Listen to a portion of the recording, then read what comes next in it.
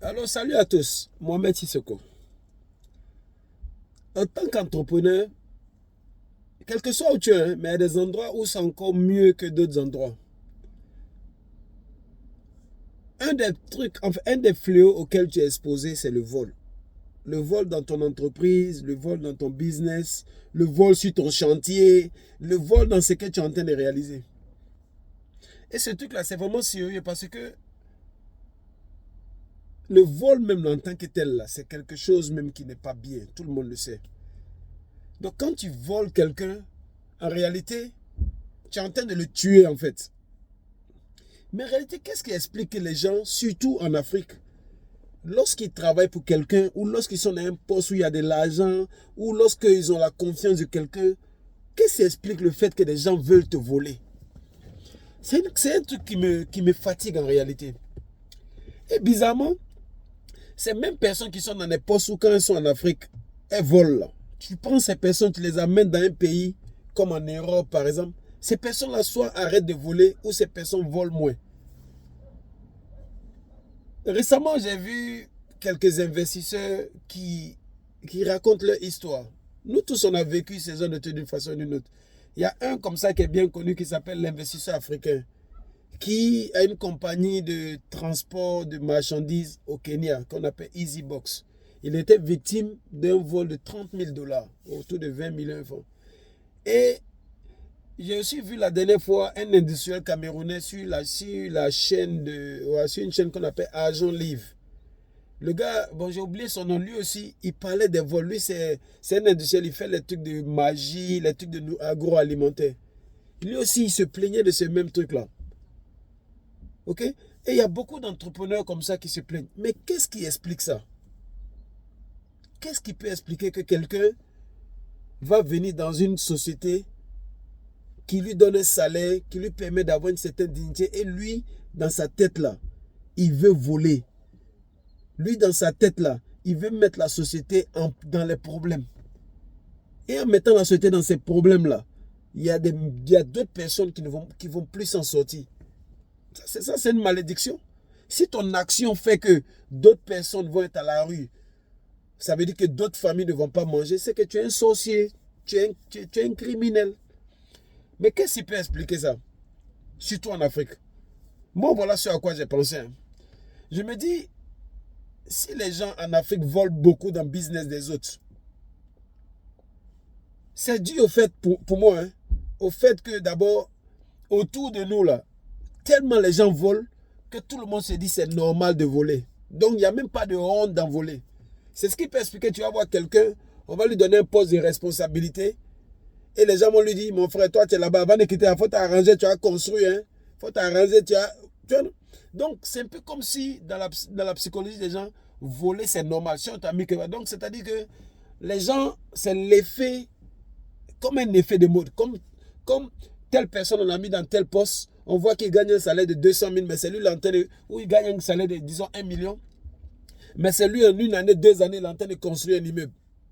Les gens trouvent que c'est normal. Donc ça, là, c'est dans la tête des gens, dont les gens se disent que voler, c'est tout à fait normal. Il y a d'autres aussi qui volent l'autre parce qu'ils se disent quoi? S'il a ça là, peut-être que lui-même il a volé pour être là-bas. Parce que dans la tête de tout le monde, tu ne peux pas réussir normalement. Les gens ne croient pas que tu réussisses normalement. Si tu réussis, on va te dire que tu es dans une secte, ou on va te dire que tu as volé, ou on va dire que tu as fait médicament, ou bien on va te dire, les gens ne croient pas au succès réel, on dirait. Parce que si tu crois au succès réel, tu ne vas pas te mettre à voler. Tu vas savoir que si je travaille, que je me planifie bien, que j'investis, que j'augmente mon service, que j'augmente mes capacités de connaissances, je peux créer plus d'argent qui va me permettre maintenant avec le temps, avec certains placements, générer certains fonds qui vont me permettre de commencer un truc, etc., etc., commencer peut-être d'autres business qui vont me rapporter de l'argent, et tout ce truc-là ensemble qui va me permettre d'aller réaliser ce que je veux réaliser. Les gens ne croient pas ça. Parfois aussi, il y a des autres qui te volent. Parce que quand ils voient ton style de vie, ils se disent que s'ils te volent, ça ne va pas te nuire. Parce que tu en as beaucoup. Mais eux, dans leur tête, s'ils te voient un style de vie, ils se disent que tu en as trop. Alors que ce n'est pas évident. Il y a des gens qui ont certains biens qui sont payés à travers le retour de l'investissement. Souvent, il y a des gens qui ont certains biens, mais en cash, ils n'ont pas ce cash-là, par exemple. Donc, les gars, c'est un truc en tant qu'entrepreneur. Je voulais attirer ton attention là-dessus. OK? Il ne faut pas penser que ça arrive aux autres seulement. Peut-être que toi aussi, dans ton business, on te vole, mais peut-être que tu ne le sens pas. Et quand je regardais l'autre du ciel, il disait, quand tu prends un superviseur pour superviser les gens, le superviseur lui-même, là, il faut avoir un superviseur en haut de lui, et celui qui est en haut de lui, il faut avoir un autre aussi en haut de lui. C'est pour te dire que les gens, c'est-à-dire que il y a la confiance. Champion, rappelle-toi d'un truc. Si tu es dans un business, que tu voles ce business-là, ok? Tu ne vas pas aller quelque part ce que tu as volé là. Parce qu'un jour, ta conscience même va te gronder, tu ne vas pas être à l'aise avec ça. Et parce que tu seras en train de voler les gens, tu vas payer ça parce qu'on va te voler aussi. Donc, apprends à être honnête. Avec le peu que tu gagnes, instruis-toi. Éduque-toi sur comment tu peux augmenter ça pour gagner, pour augmenter ton argent, réaliser tes choses et être content avec ce que tu es en train de réaliser. Et quand tu t'assois comme ça, tu es fier de toi parce que tu sais que tu es allé petit à petit et ce que tu as là, c'est propre. C'est un truc qui fait vraiment mal. Je me rappelle quand j'étais encore en Côte d'Ivoire, ok? Ça c'était au moins je faisais mes trucs de cabine téléphonique dans le temps. Et c'est là que tu te rends compte que quand tu voles, on va te voler. Honnêtement, je ne le dis pas avec fierté.